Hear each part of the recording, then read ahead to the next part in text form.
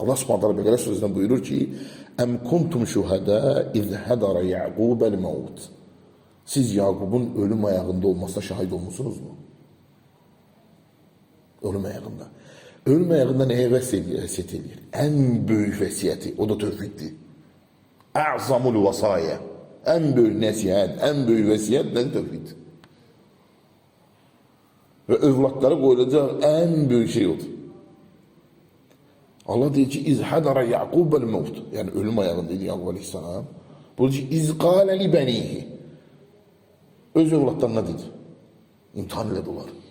Ölüm ayağında, subhanallah. Tevhidin əzəmətinə bak, ölüm ayağında belə onlara dedi: "Mə tə'budunə min ba'di."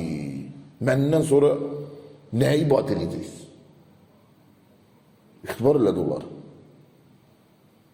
Aslında imtihan elədi. Qalu, cavab verdilər: "Nə'budu, ibadət edəcək ilahəkə." Sən ilahına kifayət etmədilər. İlahə əbəikə, ataların ilahına. Kimdir ataları? İbrahim'e ve İsmail'e ve İshak. İbrahim, İsmail ve İshak.